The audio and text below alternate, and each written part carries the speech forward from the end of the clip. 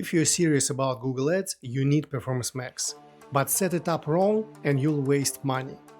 In this video, I'll show you how to quickly configure both feed-only campaigns for maximum shopping ads focus and full asset campaigns for broader reach. Let's go! For e-commerce advertisers, shopping ads is the most effective ad format for reaching customers. Shopping ads can be served with both standard shopping campaigns and Performance Max campaigns. But Performance Max pushes you to use other ad formats like display, search and video without giving any control over how much you spend on them. To fix this, you can use a feed-only Performance Max setup, which mainly shows shopping ads. However, the full asset Performance Max is also good in certain situations. If you don't have time to manage lots of different ad types but want more than just shopping ads, or if other methods aren't working and you want to try something new. I'll show you how to set up both campaign versions. Let's go! To run a successful Performance Max campaign, make sure you have conversion tracking that tracks purchases with values. That means no analytics imports. I use the Google tag and implement enhanced conversions. Conversion volume. If you get less than 50 monthly conversions from shopping or PMax campaigns, think twice before using PMax or splitting campaigns. Google Merchant Center account is required for uploading and organizing product data into Google Ads. Product feed. High quality, approved product data in your Merchant Center. Your product feed is critical. Focus on product titles and prices. These two elements drive 80% of your success. Use search-friendly product titles. Only start with brand names for well-known brands. Set your product categories manually to avoid Google's automatic and sometimes inaccurate categorization. Finally, choose your prices carefully.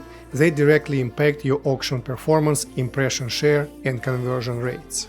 Budget.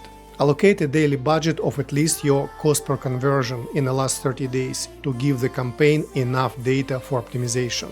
To find this value, go to the campaigns view and check the cost per conversion column. If you don't see this column, add it via the columns view.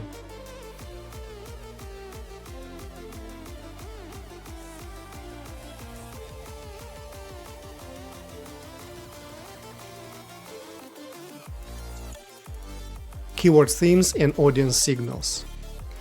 You can run without audience signals, but it's not recommended. They help steer PMax in the right direction.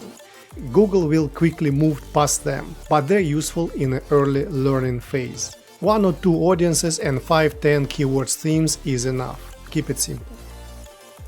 Now let's set up a Performance Max campaign. In the campaigns view, I click the blue plus sign, then new campaign. I choose create campaigns without guidance. Select PMax and make sure that conversion goals are purchases. If I see other goals, I just click the 3-dot button and remove them. Next, I connect the Merchant Center with this campaign. I give the campaign a descriptive name. In this case, it will be PMax UK Tea Garden Dining Sets. Continue. Since I have fewer than 50 monthly conversions, I select the conversion bidding strategy and I don't set the target. Target will be used later during optimization. I cover PMax optimization in another video. I don't select customer acquisition. I almost never use it. This is not a very useful feature at this point. Next, I select locations and languages.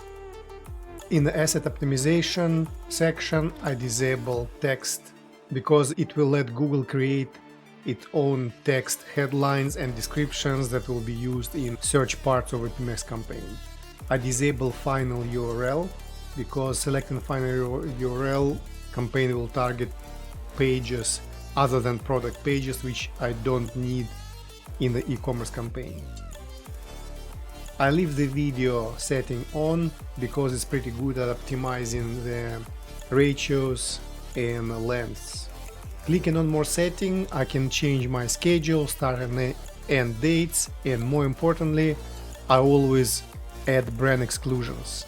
I don't want to use PMax to convert on brand terms since they are basically repeat customers or people who know my brand, and they're easier to get. And I want PMX to work harder, focusing on new customers. And for brand searches, I use specific search brand campaign and a standard shopping brand campaign. I type my brand name and select it from the list. If the brand isn't found, I click on a new brand list to ask Google to index it. It will take some time, but eventually I will be able to select it. Next, asset generation. Google asks you to let Google AI help you create assets. I don't use that feature because assets made this way are pretty low quality. If I run a full asset PMX campaign, I create them with the advanced AI script that I cover in another video. For now, I always skip AI generated content. Okay, I name an asset group. In this case, I'll call it Tea Garden Dining Sets. Clicking on the list group option, I will add the products that I use. So here I can select product type. The PMX setup here only lets you select one level down, but the product type I want is 2 levels down. So I just leave it as is, and I'll fix it after the campaign is published. Splitting campaigns by product types is one of the most effective ways to optimize your Google Ads performance.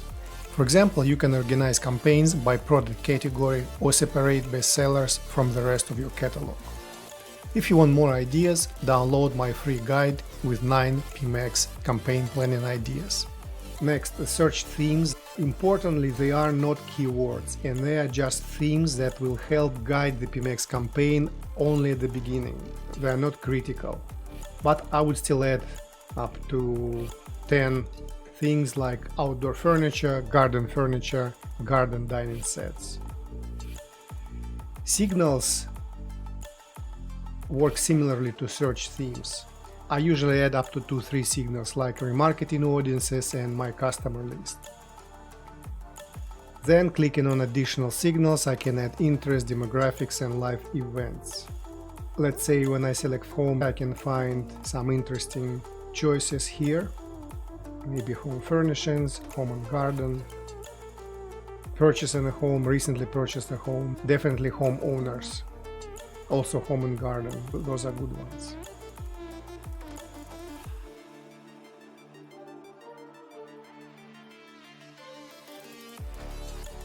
After clicking on additional signals, I set the relevant demographic values and assign an audience name for future use. Next is brand guidelines. I will type in the business name and add the logo image.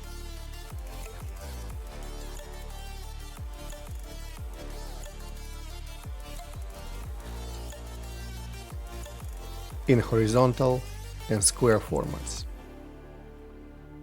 Next is assets. For now, let's start with a full asset campaign. For the final URL, I add the URL that's relevant for all products in this asset group. It could be a product category page or collection page. Then I will add headlines. 3 headlines are required as a minimum. I usually add 5 to 8 headlines, 1 long headline and 2 descriptions. For creating headlines and descriptions, I use the advanced script that I cover in another video, but for now let me use some placeholders to keep going. Then I can add up to 20 images. I try to add all 20 images if they are relevant. Square, horizontal and vertical versions of the same good images, and each ratio counts as 1 image. For videos, it's highly recommended to have at least 1 video, otherwise Google will automatically create video of not very good quality. I will also add the site links. Site links will add more space to your search ads. For the call to action, I select Shop Now. Going to more asset types, I add as many relevant asset types as I can. Promotions, if I'm running any, prices for my most important products, callouts, structure snippets, and calls if relevant.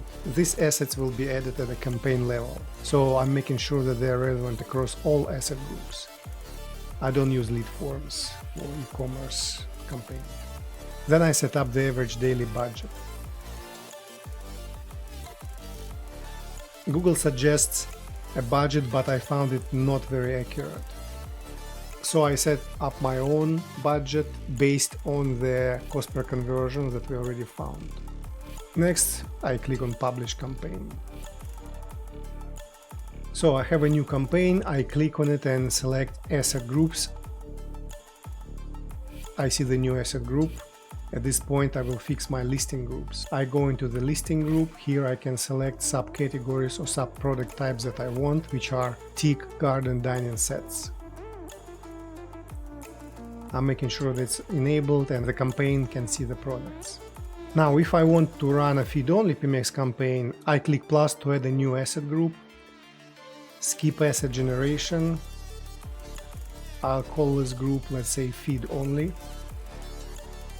I don't remove the brand guidelines, two logos and business name. I remove the final URL. I make sure there are no headlines, descriptions or images. I click Save.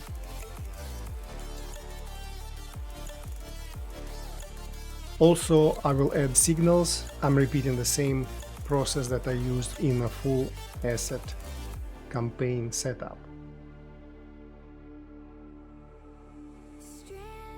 I'm going into the listing group to fix listing group and to select the teak, garden, dining set. I open the asset groups and pause the full asset group. Now I have the feed-only Performance Max campaign. After launch, and it's extremely important, do not make any changes during the learning phase.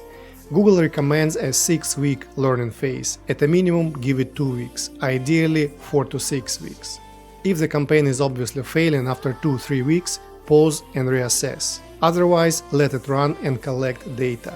In week 1, your campaign enters the learning phase. This is where Google explores different placements, audiences, and creatives. During weeks 1 to 2, the system continues to learn. Avoid making changes, give it space to stabilize. In weeks 3-4, you start seeing more stable performance, but don't rush to review just yet, especially if your conversion lag is a few days. For example, if users typically take 5 to 7 days to convert, your results might not show up in real time.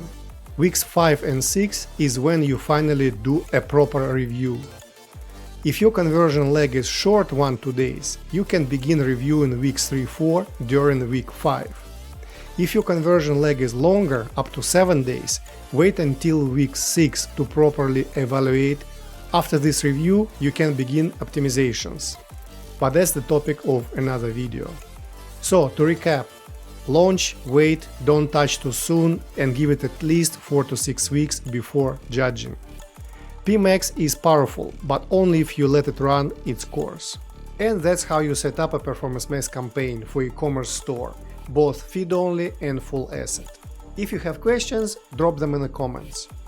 Include a quick screen recording and I'll send you a personalized video response. It's like a free one-on-one consult. For more in-depth campaign help, book a free strategy session using the link below. Thanks for watching, see you in the next one.